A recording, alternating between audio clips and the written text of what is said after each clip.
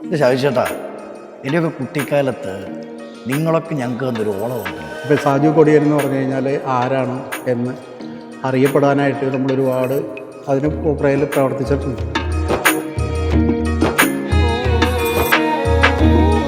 ശരിക്കും നിങ്ങളുടെയൊക്കെ സിനിമാല അല്ലെങ്കിൽ ദേ മാവേലിക്കൊമ്പത്ത് ഈ കാലഘട്ടത്തൊക്കെ ഇന്നത്തെ പോലെ സോഷ്യൽ മീഡിയ സജീവമായിരുന്നെങ്കിൽ കുറച്ചും കൂടിയൊക്കെ നമ്മൾ എവിടെയൊക്കെ എത്തിപ്പെട്ടന്നെ. തന്നെ നമ്മളൊരു 50% ശരിയാക്കിയാൽ മതി, ബാക്കി 50% ജനങ്ങൾ സഹിച്ചു തന്നുള്ളൂ. വാജ്പേയി ആണ് ശരിക്കും പറഞ്ഞു കഴിഞ്ഞാൽ എനിക്ക് ഒരു അഡ്രസ്സ് ഉണ്ടാക്കി തന്നത്. ഈ ഷാജുചേട്ടന് ആമിനാത്താത്ത കൊണ്ട് തന്നൊരു ഓളം എന്തുമായിരുന്നു? ഈ ഇതുവരെയുള്ള ജീവിതത്തിൽ പഠിച്ച വലിയൊരു പാഠം എന്തായിരിക്കും? പഠിച്ച പാഠം എന്ന് പറഞ്ഞു കഴിഞ്ഞാൽ വരാൻ പോകുന്ന വണ്ടിക്ക് നോക്കി അത് കിട്ടുന്ന വണ്ടിക്ക് കയറുക.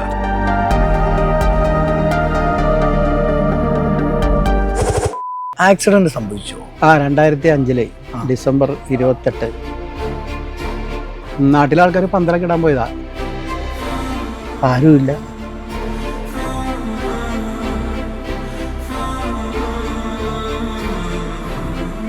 നമ്മൾക്ക് ചുറ്റും നോക്കുമ്പോൾ നമ്മുടെ ഭാര്യയും കുട്ടികളും മാത്രമേ ഉള്ളൂ. അതാണ് ഏറ്റവും വലിയ ലൈഫ് എന്നുള്ളത് നമ്മളപ്പോൾ മനസ്സിലാക്കി. മറ്റുള്ളവർ നമ്മളെ സ്നേഹിക്കുന്നത് ബുദ്ധി കൊണ്ടാണ്, നമ്മുടെ കുടുംബക്കാർ നമ്മളെ സ്നേഹിക്കുന്നത് ഹൃദയം കൊണ്ടാണ്.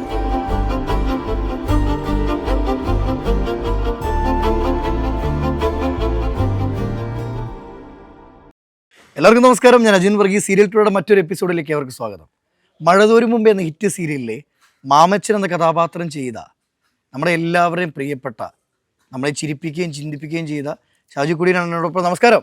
നമസ്കാരം. നമസ്കാരം. ഇത് ഷാജു ചേട്ടാ, എൻ്റെയൊക്കെ കുട്ടിക്കാലത്ത് നിങ്ങളൊക്കെ ഞങ്ങൾക്ക് തന്നൊരു ഓളം ഉണ്ടല്ലോ. ഇപ്പം ഞാൻ വയസ്സനായെന്നല്ലേ പറഞ്ഞതിൻ്റെ അർത്ഥം?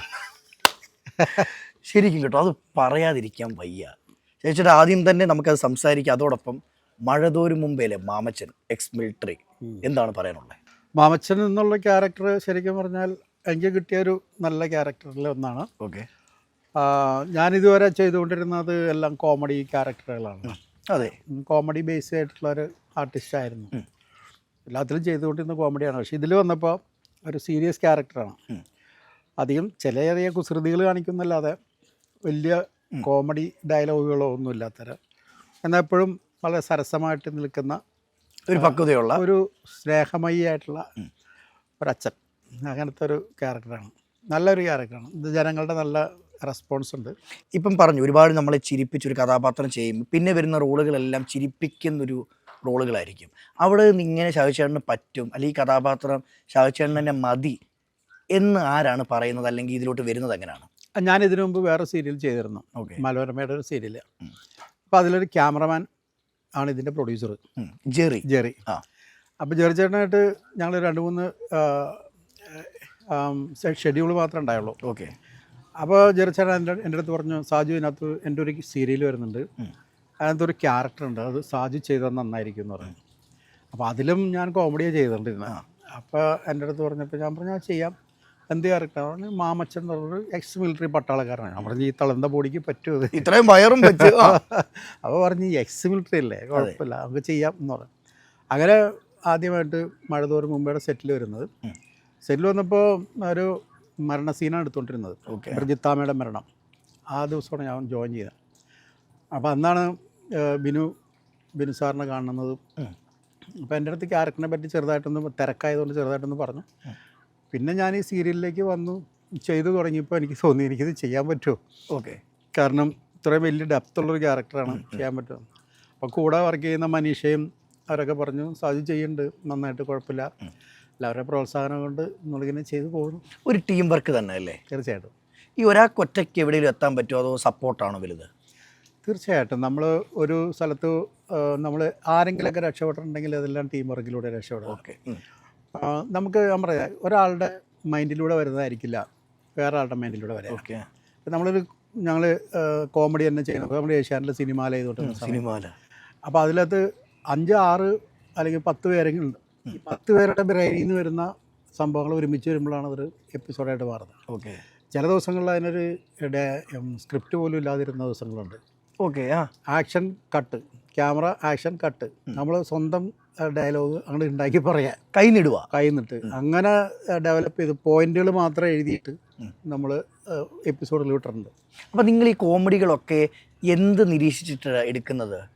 അങ്ങനെയൊന്നുമില്ല, നമ്മുടെ സഹജീവികളിൽ നിന്നും നമ്മുടെ നാട്ടിൽ നിന്നൊക്കെ കിട്ടുന്ന സംഭവങ്ങളൊക്കെ ഉണ്ടല്ലോ, അത് തന്നെ ഒരുപാട് കോമഡികളില്ലേ. ആ കോമഡികൾ നമ്മൾ കാണുമ്പോഴും അല്ലെങ്കിൽ മറ്റുള്ളവർ ചെയ്തു വച്ചിരിക്കുന്ന കോമഡികൾ എല്ലാം കണ്ടു കഴിയുമ്പോൾ നമുക്കും തോന്നും അങ്ങനെ ഒരു പാതയിലൂടെ പോയി കഴിഞ്ഞാൽ നന്നായിരിക്കും തോന്നും. ഒബ്സർവേഷനാണ്. നമ്മളൊരു 50% ശരിയാക്കിയാൽ മതി, ബാക്കി 50% ജനങ്ങൾ സഹിച്ചു തന്നുള്ളൂ. സഹിക്കുമൊന്നുമല്ല കേട്ടോ. ഇനിയിപ്പോൾ ഒരു ഫോട്ടോ ഞാൻ കാണിക്കാം. ഇന്നും ഷാജുചേട്ടനെന്ന് പറയുമ്പം പെട്ടെന്ന് മനസ്സിൽ ഓർമ്മയിലെത്തുന്നൊരു ഫോട്ടോ. വാജ്പേയി ക്യാമറ കാണിക്കേ. വാജ്പേയി ആണ് ശരിക്കും പറഞ്ഞു കഴിഞ്ഞാൽ എനിക്ക് ഒരു അഡ്രസ്സ് ഉണ്ടാക്കി തന്നത്. ഓക്കെ. എനിക്ക് തോന്നുന്നത് ഈ രാജ്യങ്ങളിലൊക്കെ പോകാനായിട്ടുള്ള അവസരം കണ്ടത് വാജ്പേയി അനുകരിച്ചതുകൊണ്ടാണ്. അപ്പം അത് ഇതുപോലെ തന്നെ എനിക്ക് കിട്ടിയ ഒരു ഗോഡ് ഗിഫ്റ്റാണത്. ഇപ്പോഴത്തെ ജനറേഷനൊന്നും വാജ്പേയി ചിലപ്പോൾ തിരിച്ചറിയാൻ പറ്റില്ല. ഇപ്പോഴത്തെ സ്റ്റുഡൻസിനൊന്നും വാജ്പേയി അറിയില്ല. പക്ഷെ പഴയ കാലത്തെ ആൾക്കാർക്കൊക്കെ വാജ്പേയി അറിയാമല്ലോ. അപ്പോൾ നമ്മൾ ആ സമയത്തൊക്കെ ഇപ്പോഴും നമ്മൾ ഗൾഫിലൊക്കെ ചെന്ന് കഴിഞ്ഞാൽ റോട്ടിലൂടെ നടക്കുമ്പോൾ ആൾക്കാർ വാജ്പേയി എന്ന് വിളിക്കുക. അങ്ങനത്തെ ഒരു കാലഘട്ടം ഉണ്ടായിരുന്നു. ശരിക്കും നിങ്ങളുടെയൊക്കെ സിനിമാല അല്ലെങ്കിൽ ദേ മാവേലിക്കൊമ്പത്ത് ഈ കാലഘട്ടത്തൊക്കെ ഇന്നത്തെ പോലെ സോഷ്യൽ മീഡിയ സജീവമായിരുന്നെങ്കിൽ കുറച്ചും കൂടിയൊക്കെ നമ്മൾ എവിടെയൊക്കെ എത്തിപ്പെട്ടന്നെ. കാരണം എന്ന് വെച്ച് കഴിഞ്ഞാൽ ഇന്നിപ്പോൾ ഒരു ചെറിയ ഒരു സംഭവം മതി പെട്ടെന്ന് വൈറലാവാൻ. ഒരു ഫോൺ മതി. എന്തെങ്കിലും ഒരു ചെറിയ ഒരു നമ്പർ ചിലപ്പോൾ ഒരാൾക്ക് കിട്ടിയ പെട്ടെന്ന് വൈറലാവും. പക്ഷെ അന്നൊക്കെ നമ്മൾ എത്രയോ ദിവസങ്ങൾ ഇതിന് അലഞ്ഞു തിരിഞ്ഞ് നമ്മൾ കോമഡികൾ, അതിനു മുമ്പ് കാസറ്റായിരുന്നു. അതെ, ഓഡിയോ കാസറ്റായിരുന്നു. ഒരാഴ്ചയിൽ നമ്മളൊരു 5 ഓഡിയോ കാസറ്റുകൾ ഇറക്കിക്കൊണ്ടിരുന്ന സമയമുണ്ടായിരുന്നു. അപ്പോൾ ഹോട്ടൽ മുറിയിലിരിക്കുക, ഓഡിയോ കാസറ്റ് എഴുതുക, കൊണ്ടുപോയി റെക്കോർഡ് ചെയ്യുക, ഇറക്കുക, അടുത്തത് എഴുതുക, റെക്കോർഡ് ചെയ്യുക, ഇറക്കുക, അങ്ങനെ സ്ഥിരമായിട്ട് ഇങ്ങനെ ചെയ്തുകൊണ്ടിരുന്നത് മാസങ്ങളോളം. അന്നത്തെ ഒരു കഷ്ടപ്പാടിൻ്റെ ഫലമായിരിക്കും ഈ ഒരു ഫെയിം. തീർച്ചയായിട്ടും. അതായത് നമുക്ക് ഞാൻ പറഞ്ഞില്ലേ, ഏതൊരു പ്രയത്നത്തിൻ്റെയും ഇതിൻ്റെ ബാക്കിൽ കുറച്ച് കഷ്ടപ്പാടുകളുണ്ടാവും. നമുക്കൊരു ബാനർ ഉണ്ടാക്കിയെടുക്കാനായിട്ട് നമ്മൾ ശരിക്കും കഷ്ടപ്പെടണം. ഇപ്പോൾ സാജു കൊടിയൻ എന്ന് പറഞ്ഞു കഴിഞ്ഞാൽ ആരാണ് എന്ന് അറിയപ്പെടാനായിട്ട് നമ്മളൊരുപാട് അതിന് പുറകിൽ പ്രവർത്തിച്ചിട്ടുണ്ട്. കുറേ വർഷങ്ങൾ ഞാൻ പറഞ്ഞുതരാം. ഞാനൊക്കെ മിമിക്രി സ്റ്റേജിൽ ചെയ്തുകൊണ്ടിരുന്ന സമയത്ത് അന്നൊക്കെ എനിക്ക് കിട്ടുന്ന 250 രൂപയാണ്. ആ കാലത്ത് 250 രൂപയുടെ എൻ്റെ പേയ്മെൻറ്റ്. അപ്പോൾ അങ്ങനെ ഞാൻ 2 മണിക്ക് കയറിക്ക് ആലുവയിൽ വന്ന് ഇറങ്ങാം. എൻ്റെ വണ്ടിയിൽ അവിടെ കൊണ്ടുവന്ന് ഇറക്കിയിട്ടിട്ട് അവർ പോകും. 2 മണിക്ക് എൻ്റെ ഗ്രാമത്തിലേക്ക് വണ്ടി പിടിച്ച് പോകണമെന്നുണ്ടെങ്കിൽ വെളുപ്പിന് 5 മണിക്ക് വണ്ടിയുള്ളൂ. പിന്നെ അവിടെ നിന്ന് ഓട്ടോറിക്ഷയ്ക്ക് പോകണം. ഓട്ടോറിക്ഷയ്ക്ക് പോകണമെങ്കിൽ അന്ന് 75 രൂപയെങ്കിലും കൊടുക്കണം ഓട്ടോറിക്ഷയ്ക്ക്. അപ്പോൾ ആ 75 രൂപ ലാഭിക്കാൻ വേണ്ടിയിട്ട് ബസ് സ്റ്റാൻഡിൽ കിടന്നുറങ്ങും. എന്നിട്ട് വെളുപ്പിന് 5 മണിയുടെ വണ്ടിക്ക് വീട്ടിൽ പോകും. അത്രയും നേരം കൊതുകടി കൊണ്ട് ബസ് സ്റ്റാൻഡിൽ കിടന്നുറങ്ങിയ ഒരു കാലഘട്ടമുണ്ട്. അപ്പോൾ അതൊക്കെ ആയിരിക്കാം നമ്മളെല്ലാം ഒരു കലാകാരനെ വളർത്തിയെടുത്തതെന്ന് ഞാൻ വിശ്വസിക്കുന്നു. ഒരു ബാനർ ഉണ്ടാക്കിയെടുക്കാൻ വേണ്ടിയിട്ട് സഹിച്ച കുറേ സംഭവങ്ങളുണ്ട്. ദൈവത്തിനൊരു കയ്യൊപ്പുണ്ടോ? തീർച്ചയായിട്ടും ഉണ്ടാവില്ല. കാരണം നമ്മളെന്ത് സംഭവം ചെയ്താലും അത് സക്സസ് ആവണമെന്നുണ്ടെങ്കിൽ അതിൻ്റെ ബാക്കിലൊരു ദൈവത്തിൻ്റെ ഒരു ഹാൻഡ് വേണം. അതായത് നമ്മൾ പ്രയത്നിക്കുക, നമ്മളൊരു 50% നമ്മൾ പ്രയത്നിക്കുക, ബാക്കി ഞാൻ പറഞ്ഞില്ലേ നേരത്തെ, ബാക്കി 50% നിർത്തി ജനങ്ങളും ദൈവം കൂടി നിർത്തി. ആ കാലഘട്ടത്തുണ്ടായിരുന്നവർ ചിലപ്പോൾ സൂപ്പർ സ്റ്റാർ ആയിട്ടുള്ളവരായിരിക്കാം. അപ്പോൾ അങ്ങനെയൊക്കെ പോകുന്ന സമയത്ത് ചിന്തിച്ചിരുന്നോ നിങ്ങളൊരു ടീമായിട്ട് വന്നവരാണെന്നൊക്കെ? അതല്ല, എനിക്കങ്ങനെ ഒരു നഷ്ടബോധമോ അല്ലെങ്കിൽ ഒരു അയ്യോ അവൻ രക്ഷപ്പെട്ടില്ലോ ഞാൻ രക്ഷപ്പെട്ടില്ലല്ലോ അങ്ങനെ ഒരു വിഷമം എനിക്ക് തോന്നിയിട്ടില്ല. ഓക്കെ. കാരണം എന്ന് വെച്ച് കഴിഞ്ഞാൽ ഞാനിപ്പോൾ ഉള്ള എൻ്റെ ലൈഫിൽ ഞാൻ ഹാപ്പിയാണ്. കാരണം എനിക്ക് ഈ മിമിക്രിയിലൂടെ എനിക്ക് ഇത്രയൊക്കെ ആവാൻ സാധിച്ചു. മിമിക്രിയിലൂടെയും സീരിയലിലൂടെയും അതുപോലെ സ്റ്റേജ് ഷോകളിലൂടെയും ഇത്രയൊക്കെ ആവാൻ സാധിച്ചില്ലേ, അത് തന്നെ എനിക്കൊരു വലിയ ഗോഡ് ഗിഫ്റ്റാണ്. സത്യം. അപ്പം ഞാനിപ്പോൾ ബാക്കിലേക്ക് ഇരുന്ന് ചിന്തിക്കാറുണ്ടായിരുന്നു, ഞാൻ ഇങ്ങോട്ട് വന്നില്ലായിരുന്നെങ്കിൽ ഞാൻ ആരാകുമായിരുന്നു, ഞാൻ വല്ല വാർക്ക പഠിക്കുമ്പോഴേ, മനസ്സിലായ? അപ്പോൾ ആ ഒരു സ്റ്റാൻഡേർഡിൽ വാർക്കപ്പണി എന്ന് പറയുമ്പോൾ മോശം ജോലിയല്ല, നല്ല ജോലിയാണ്. ആ സ്റ്റാൻഡേർഡിൽ നിന്ന് ഇവിടം വരെ എന്നെ പൊക്കിക്കൊണ്ട് വന്നില്ലേ, അപ്പോൾ അതിലെനിക്ക് ഹാപ്പിയാണ്. ഷാജുചേട്ടൻ്റെ ജീവിതത്തിൽ കലാഭവൻ തന്നൊരു സപ്പോർട്ട് എന്തായിരിക്കും? ഒരു സപ്പോർട്ട് തന്നില്ല. കാരണം ഞാൻ കലാഭവനിലെ ആർട്ടിസ്റ്റല്ല. കലാഭവൻ ഒഴിച്ച് എറണാകുളത്തുള്ള ബാക്കി എല്ലാ ട്രൂപ്പിലും ഞാൻ വർക്ക് ചെയ്തിട്ടുണ്ട്. കലാഭവനിൽ വർക്ക് ചെയ്യാനുള്ള ഭാഗ്യം കിട്ടിയില്ല. അപ്പോൾ ഒരു കലാഭവൻ എന്നുള്ളൊരു പേര് എൻ്റെ പേരിന് മുമ്പിൽ ചേർക്കാൻ എനിക്ക് പറ്റിയില്ല. ഒരാഗ്രഹം ഉണ്ടായിരുന്നോ? തീർച്ചയായിട്ടും ഉണ്ടല്ലോ, അന്നത്തെ കാലത്ത് മിമിക്രി ചെയ്യുന്ന എല്ലാവർക്കും കലാഭവനിൽ വരണം എന്നുള്ളൊരു ആഗ്രഹം ഉണ്ടാകും. പക്ഷെ അങ്ങനെ ഒരു ആഗ്രഹം എനിക്ക് സാധിച്ചില്ല, കലാഭവനുമായിട്ട് ബന്ധപ്പെടാൻ സാധിച്ചില്ല. പക്ഷേ സാഗർ, കൊച്ചിൻ യൂണിവേഴ്സൽ, പിന്നെ ഹരിശ്രീ, അങ്ങനെയുള്ള എല്ലാ ട്രൂപ്പുകളിലും വർക്ക് ചെയ്യാൻ സാധിച്ചു. പക്ഷേ കലാഭവൻ്റെ വർക്ക് ചെയ്യാൻ സാധിച്ചില്ല. ഈ ഇതുവരെയുള്ള ജീവിതത്തിൽ പഠിച്ച വലിയൊരു പാഠം എന്തായിരിക്കും? പഠിച്ച പാഠം എന്ന് പറഞ്ഞു കഴിഞ്ഞാൽ വരാൻ പോകുന്ന വണ്ടിക്ക് നോക്കിക്കാതെ കിട്ടുന്ന വണ്ടിക്ക് കയറുക. എൻ്റെ അമ്മ പറഞ്ഞതാണ്, വരാൻ പോകുന്നൊരു വണ്ടിക്ക് വേണ്ടി നമ്മൾ വെയിറ്റ് ചെയ്യാതെ കിട്ടുന്ന വണ്ടിക്ക് കയറുക. അതേതായാലും ഏതായാലും അതുപോലെ ജഗതി ചേട്ടൻ ഒരിക്കൽ ഞാൻ ജഗതി ചേട്ടൻ്റെ അടുത്ത് ചോദിച്ചിട്ടുണ്ട്, ജഗതി ചേട്ടൻ വലിയ വലിയ സിനിമകളിൽ വലിയ വലിയ നടന്മാരുടെ സിനിമകളിൽ അഭിനയിക്കാറുണ്ട്. അതേസമയം വളരെ ചെറിയ സിനിമകളിലും ബഡ്ജറ്റ് കുറഞ്ഞ സിനിമകളിലും അന്നൊക്കെ ASRTV സിനിമകളിലും ഒക്കെ അഭിനയിച്ചിട്ടുണ്ട്. അപ്പോൾ അതെന്തിനാണ്? നല്ല നല്ല സിനിമകളിൽ അഭിനയിച്ചാൽ പോരെ, മറ്റേ സിനിമകളിൽ എന്തിനാണ് ചെറിയ പടങ്ങൾ അഭിനയിക്കേണ്ട ആവശ്യമില്ല, പുള്ളിക്ക് അതിൻ്റെ ആവശ്യമില്ല. അപ്പോൾ പുള്ളി പറഞ്ഞത്, സാജു, ഒരു കലാകാരൻ എന്ന് പറഞ്ഞു കഴിഞ്ഞാൽ ഒരലക്കുകാരൻ്റെ മനസ്സാണ്. ഓക്കെ. ഒരലക്കുകാരൻ്റെ മുമ്പിൽ വരുന്ന തുണി രാജാവിൻ്റെ കൗപീനമാണോ അപ്പോൾ പാവപ്പെട്ടവൻ്റെ ഡ്രോയറാണോ എന്ന് നോക്കേണ്ട ആവശ്യമില്ല. അവൻ അലക്കി വെളുപ്പിക്കുക എന്നുള്ളതാണ് അവൻ്റെ ഡ്യൂട്ടി. അത് നമ്മൾ ചെയ്യുക. അപ്പോൾ നമ്മുടെ മുമ്പിൽ വരുന്നത് അഭിനയിക്കുക, അല്ലെങ്കിൽ കർമ്മം ചെയ്യുക. ആ ചെയ്യുന്ന നമ്മൾ മര്യാദയ്ക്ക് ചെയ്യുക. ചെയ്തു കഴിഞ്ഞാൽ ജനം നല്ലതാണെങ്കിൽ ഇഷ്ടപ്പെടും, നല്ലതല്ലെങ്കിൽ തിരസ്കരിക്കും. ഇതുപോലെ ഓർമ്മകളുള്ളൊരു കഥ പങ്കുവെക്കാവോ? ഇപ്പം മലയാള സിനിമയിലുള്ള ഒട്ടുമിക്ക നടന്മാരോടെ നമ്മൾ സ്റ്റേജ് ഷോ ചെയ്തിട്ടുണ്ട്. ഓക്കെ. ഗൾഫിലായാലും മറ്റ് വേറെ വിദേശ രാജ്യങ്ങളിലൊക്കെ ആയാലും ഒരുപാട് സംഭവങ്ങൾ ചെയ്തിട്ടുണ്ട്. പക്ഷെ എന്നെ അത്ഭുതപ്പെടുത്തിയ ഒരു കലാകാരനാണ് ഇപ്പോൾ വൈഷ്ണവിയുടെ അച്ഛൻ സായികുമാർ. ഓക്കെ. അത് വെച്ച് ഞങ്ങൾ അമേരിക്കയിലൊരു ഷോ പോവുകയാണ്.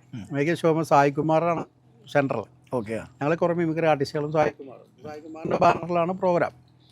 അപ്പോൾ ഞാൻ സായികുമാറിൻ്റെ അടുത്ത് പറഞ്ഞു, സായി ചേട്ടാ നമുക്ക് കുറച്ച് കോമഡി സ്കിറ്റ് ചെയ്യണം എന്ന് പറഞ്ഞപ്പോൾ സായി പറഞ്ഞു, എന്ന് പോടാ, ഞാൻ കോമഡി സ്കിറ്റ് ചെയ്ത് ജനങ്ങൾ ഇഷ്ടപ്പെടില്ല.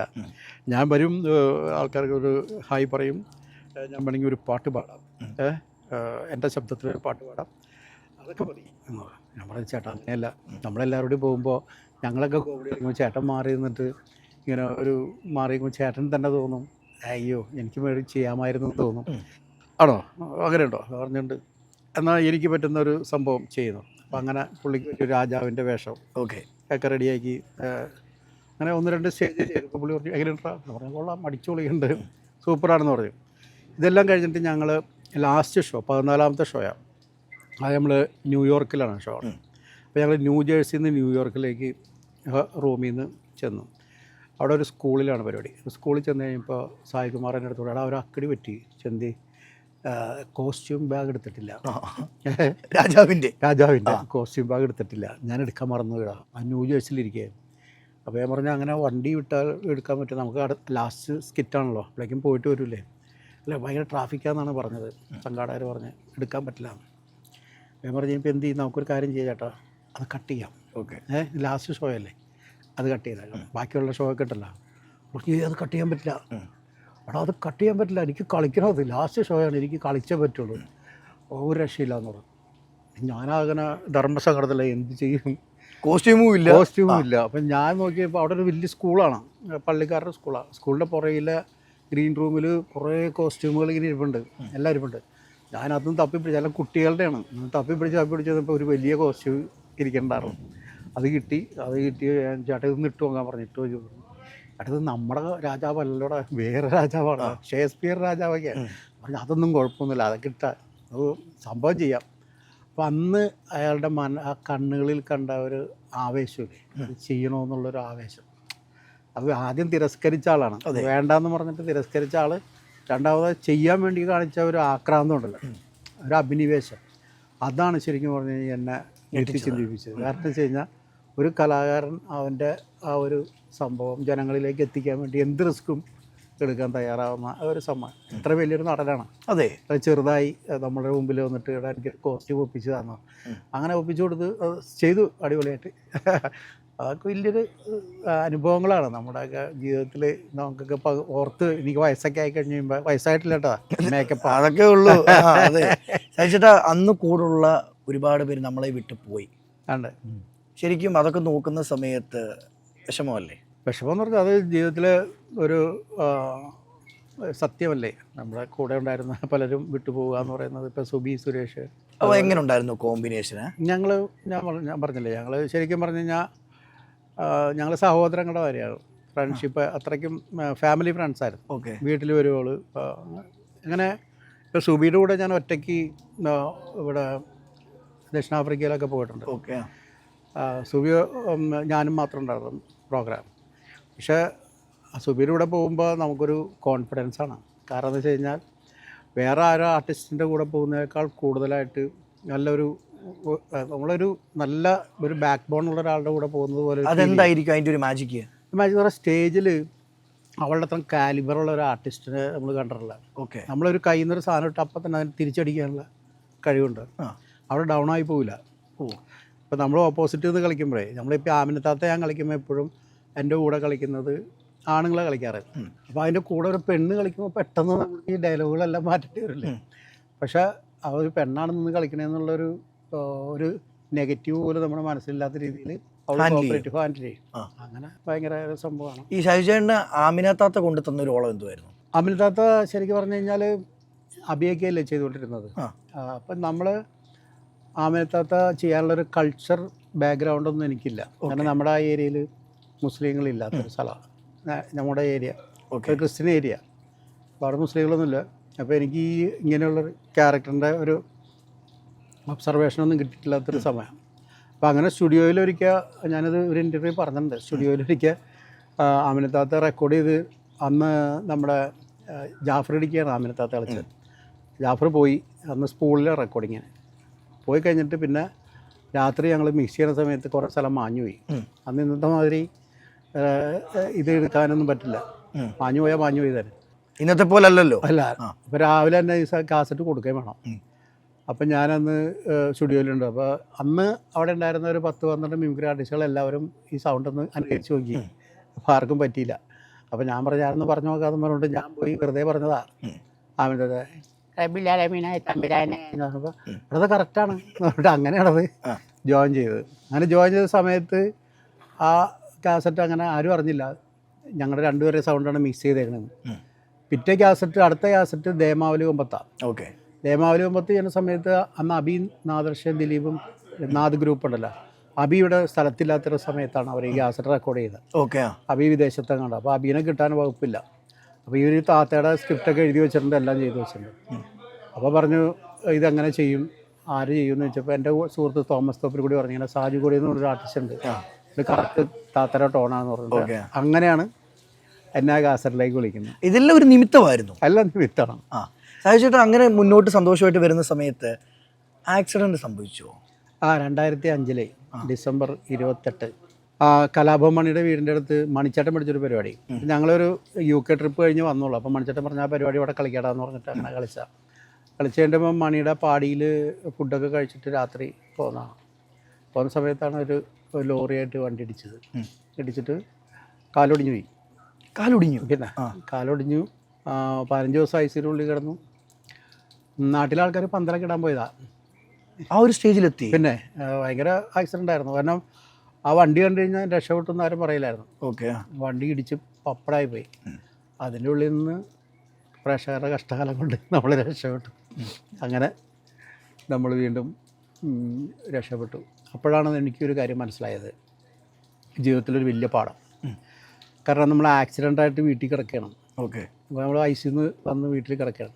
വീട്ടിൽ കിടക്കുമ്പോൾ ആദ്യത്തെ ആഴ്ചയിൽ ഭയങ്കര തിരക്കാണ്. പഞ്ചായത്ത് പ്രസിഡന്റ് വരുന്നു, MLA വരുന്നു, MP വരുന്നു, DC പ്രസിഡന്റ് വരുന്നു, അവർ വരുന്നു, ഇവർ വരുന്നു, അങ്ങനെ എല്ലാവരും വരുന്നു. അപ്പോൾ അവർക്ക് ചായ തിളപ്പിക്കുന്നു, ബിസ്ക്കറ്റ് കൊടുക്കുന്നു. അങ്ങനെ രണ്ടാമത്തെ ആഴ്ച കഴിയുമ്പോൾ കൂട്ടുകാർ വരുന്നു, നാട്ടുകാർ വരുന്നു. മൂന്നാമത്തെ ആഴ്ച കഴിയുമ്പോൾ വരവ് നിന്നു. നിന്ന് കഴിഞ്ഞിട്ട് പിന്നെ ഫോൺ മാത്രമായി. കൂട്ടുകാരൊക്കെ എടാ എങ്ങനെയുണ്ട് കുഴപ്പമില്ല, അവിടെ ഞങ്ങൾ ഷൂട്ടിലാണ്, അപ്പോൾ അതുകൊണ്ട് വരാൻ പറ്റില്ല, തിരക്കാണ്. നാലാമത്തെ ആഴ്ച കഴിയുമ്പോഴാണ് ആരുമില്ല, ഫോണും റിങ് അടിക്കുന്നില്ല, ഫോണുമില്ല, ആരുമില്ല. അപ്പോഴാണ് നമ്മൾക്ക് ചുറ്റും നോക്കുമ്പോൾ നമ്മുടെ ഭാര്യയും കുട്ടികളും മാത്രമേ ഉള്ളൂ. അമ്മയും ഭാര്യയും അപ്പനും കുട്ടികളും മാത്രമേ ഉള്ളൂ. അതാണ് ഏറ്റവും വലിയ ലൈഫ് എന്നുള്ളത് നമ്മളപ്പോൾ മനസ്സിലാക്കും. ജീവിതത്തിലെ ഏറ്റവും വലിയ തിരിച്ചറിവ് നമ്മുടെ കുടുംബമാണ് ഏറ്റവും വലുത്. ഈ ശേഷത്തെ എൻ്റെ വീട്ടിലാണെങ്കിൽ പോലും വീട്ടുകാർ ഇഷ്ടമാണില്ലെന്നൊന്നുമല്ല, പക്ഷെ എനിക്ക് കൂട്ടുകാരാണ് ഭയങ്കര ജീവൻ. അതെ. അപ്പം എനിക്കൊരു ചേട്ടനുണ്ട്, ഞങ്ങൾ 2 മക്കളാണ്. അപ്പോൾ ചേട്ടൻ എപ്പോഴും പറയടാ, നീ ഒരു ദിവസം മനസ്സിലാക്കും ഞങ്ങളെ കാണത്തുള്ളൂ. ഇത് യാഥാർത്ഥ്യമാണോ? തീർച്ചയായിട്ടും അത് നമ്മുടെ കുട്ടികളും നമ്മുടെ ഫാമിലി മാത്രമേ നമ്മുടെ ഒപ്പം ഉണ്ടാവുള്ളൂ. ബാക്കിയുള്ളതെല്ലാം നമ്മുടെ എന്തെങ്കിലും ലാഭം കണ്ടോ എന്തെങ്കിലും ഇത് കണ്ടോ കൂടുന്നവരായിരിക്കും. ശരിക്കും പറഞ്ഞു കഴിഞ്ഞാൽ മറ്റുള്ളവർ നമ്മളെ സ്നേഹിക്കുന്നത് ബുദ്ധി കൊണ്ടാണ്, നമ്മുടെ കുടുംബക്കാർ നമ്മളെ സ്നേഹിക്കുന്നത് ഹൃദയം കൊണ്ടാണ്. ഇതാണ് വ്യത്യാസം. ബുദ്ധി കൊണ്ട് സ്നേഹിക്കുന്നതെന്ന് പറഞ്ഞാൽ നമ്മളെ കൊണ്ട് എന്ത് ഉപയോഗം ഉണ്ടാകും, നമ്മളെ കൊണ്ട് എന്ത് അവന് നേട്ടം ഉണ്ടാകും, എന്ത് വരുമാനം ഉണ്ടാക്കാൻ സാധിക്കും, അതാണ് ബുദ്ധി കൊണ്ടുള്ള പ്രേമം. അതേസമയം ഹൃദയം കൊണ്ട് സ്നേഹിക്കുന്നവർ അങ്ങനെയല്ല. നമുക്ക് എന്ത് സഹിക്കാൻ പറ്റും, സ്നേഹിക്കുമ്പോഴും സഹിക്കാനും അങ്ങനെയൊക്കെയുള്ള ഒരു തിരിച്ചറിവാണ് ജീവിതത്തിലൊക്കെ നമുക്ക് കിട്ടിയ ഒരു പാഠം. ഒരുപാട് സൗഹൃദങ്ങളുള്ളൊരു വ്യക്തിയായിരുന്നു ചേട്ടൻ. ഇപ്പോഴും സൗഹൃദങ്ങളുണ്ട്, ആ സൗഹൃദങ്ങളൊക്കെ ഇപ്പോഴും തന്നെയുണ്ട്. പക്ഷെ നമ്മളിപ്പോൾ നമ്മുടെ ഒരു ഡിസിപ്ലിൻ, ഒരു അകലം, ഒരു കയ്യകലം. വെച്ചിട്ടുണ്ട്. ഇതുവരെ ചേട്ടനെ ഏറ്റെടുത്ത പ്രേക്ഷകരോട് എന്താ പറയുള്ളത്? നിങ്ങൾ ഈ തന്ന വിമർശനങ്ങളും സ്നേഹങ്ങളും എല്ലാം ഇനിയും തുടരുക. നിങ്ങൾ എഴുതുന്ന എല്ലാ കമൻറ്റുകളും ഞാനും വായിക്കാറുണ്ട്, ഞാൻ ലൈക്കും ചെയ്യും. ലൈക്കും ചെയ്യും. എനിക്ക് തിരിച്ച് കമൻ്റ് ഇടണമെന്നും ആഗ്രഹമുണ്ട്, പക്ഷേ ആൾക്കാരെന്ത് വിചാരിക്കുന്നു വിചാരിച്ചിട്ട് ഞാൻ കമൻ്റ് ഇടാത്തതാണ്. ആ കമൻറ്റുകളൊക്കെ വായിക്കുന്നുണ്ട്, ഇഷ്ടപ്പെടുന്നുണ്ട്, എന്നെ വിമർശിക്കുന്നവരുണ്ട്, എല്ലാം ഞാൻ സ്നേഹിക്കുന്നു. അത് എല്ലാം ഒരു ഭാഗ്യമായിട്ട് കരുതുന്നു. ഇത്രയും നാൾ നമുക്ക് ഇല്ലാതിരുന്ന ഒരു സൗഭാഗ്യമാണത്. നിങ്ങളുടെ കുടുംബത്തിലൊരു അതിഥിയായിട്ട് എന്നെ സ്വീകരിക്കുക. നിങ്ങളുടെ കുടുംബത്തിൽ ഞാനൊരു അംഗമാണെന്ന് കരുതുക. Thank you. സാധിച്ചേട്ടാ, ഒരുപാട് ചിരിപ്പിക്കുകയും ചിന്തിപ്പിക്കുകയും ഇപ്പോൾ മഴതോരു മുമ്പേലെ മാമച്ചൻ എന്ന കഥാപാത്രം പ്രേക്ഷകർ ഒന്നടങ്കം ഏറ്റെടുക്കുകയും ചെയ്തു. മുന്നോട്ടുള്ള ജീവിതത്തിൽ എല്ലാവിധ ആശംസകളും നേർന്നുകൊണ്ട് താങ്ക് യു. നന്ദി, നമസ്കാരം.